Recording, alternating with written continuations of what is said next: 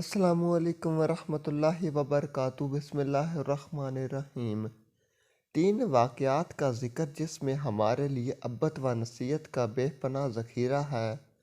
پہلا واقعہ تو یہ ہے کہ بغداد کو فتح کر لینے کے بعد ہلاکو خان نے اپنے ساتھیوں سے مستملہ کے قتل کا مشورہ کیا تو سب نے یہی مشورہ دیا کہ اسے قتل کر دیا جائے، مگر 2 نام و نہاد مسلمان اور غدار یعنی نصیر اللہ توسا اور اکمی جو کہ ہلاکو خان کے دربار میں موجود تھے، انہوں نے یہ مشورہ دیا کہ بادشاہ سلامت آپ اس خلیفہ کے گندے خون سے اپنی تلوار کو ناپاک نہ کریں بلکہ اس کو چمڑے میں لپیٹ کر کچل دیا جائے۔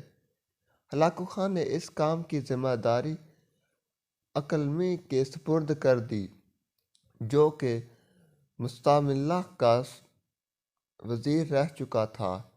اکلمی نے اپنے آقا کو چمڑے میں لپیٹ کر ایک ستون سے باندھ دیا، پھر اس پر لاتوں کی بارش کر دی یہاں تک کہ اس کا دم نکل گیا۔ پھر اس سے بھی بس نہیں کی بلکہ اس کے بعد اس کی لاش زمین پر ڈال دی اور تاتاریوں کو اس لاش پر اچھلنے کودلنے اور اسے کچلنے کا حکم دیا۔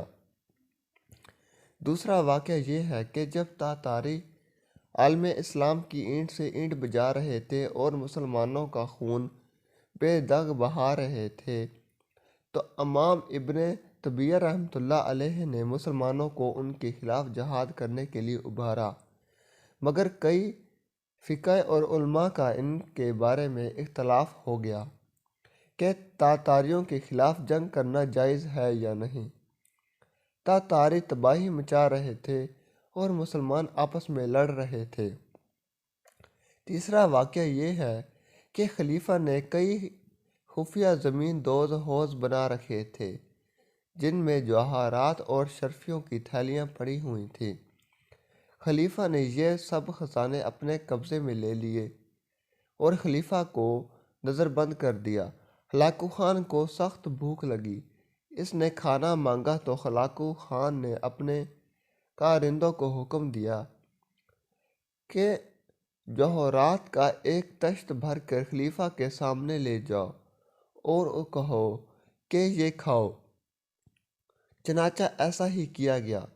خلیفہ نے کہا، میں ان کو کیسے کھا سکتا ہوں؟ میرے لیے تو روٹی لاؤ۔ ہلاکو خان نے اسے بڑی عبرت آمیز بات کہی کہ جس چیز کو تم کھا نہیں سکتے اس کو حوضوں میں بھر کر کیوں رکھا ہے؟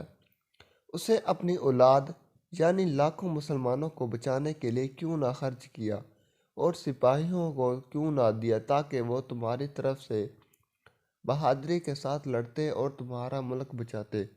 ویڈیو اچھی لگے تو چینل کو لائک کریں، سبسکرائب کریں، شیئر کریں تاکہ ہماری ہر ویڈیو آپ کے پاس بآسانی پہنچ سکے اور ہماری حوصلہ افزائی ہو سکے۔ شکریہ۔